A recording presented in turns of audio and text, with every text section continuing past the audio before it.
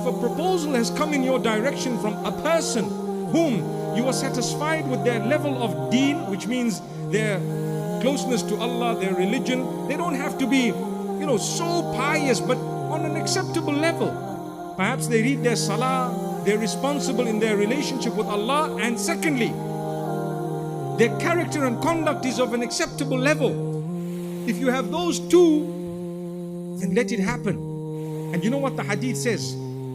If you don't, oh, this is my favorite part. Do you know why it's my favorite part? We say it, we repeat it, and we see parents do exactly the opposite and face the same consequences mentioned by the Prophet ﷺ, and they blame everyone else.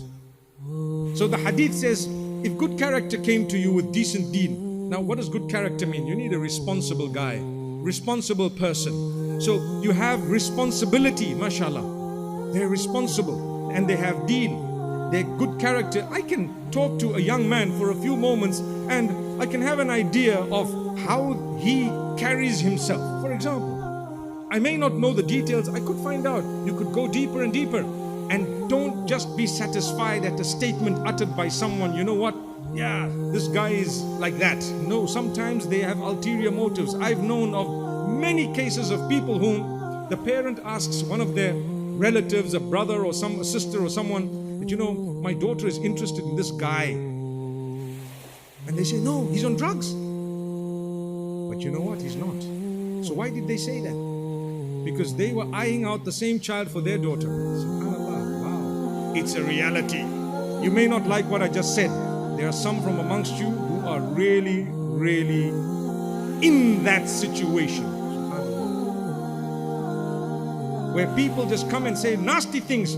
They've said it about me and about you. Anything they can say. This guy is like this guy promotes violence, he hatred, and you know it's not true. It's absolutely false. But why do they say it? Because of some weakness they have. You need to help them. The problem is you've just destroyed someone's life by lying. You speak the truth. If you don't know, say, look, I really don't know. And if you know something, you say, look, I know something. It doesn't mean they're still like that, but I do know perhaps some time back this was the issue and the problem. But the difficulty is as soon as the child raises an issue at home that, I'm interested in someone, close it. Why? We're living in a world where we interact with people. You probably have the best child. It doesn't mean that because she has come up or he has come up to you with some suggestion from the school or the workplace that they're already having an affair. It doesn't mean that. It doesn't mean that they've started in a haram way. Not necessarily. You have to take it seriously.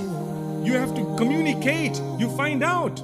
And if that person happens to be genuine, if that person, no matter who they are, where they come from, if they happen to be genuine, sincere, guess what?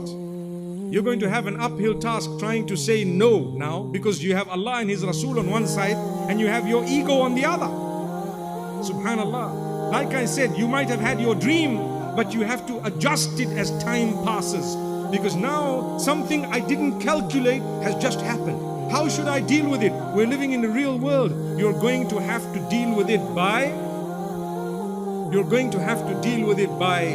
facing it, by understanding it. Like I said, look at the guidelines of the deen and try your best to help your child. My beloved children, definitely take what your parents have to say seriously.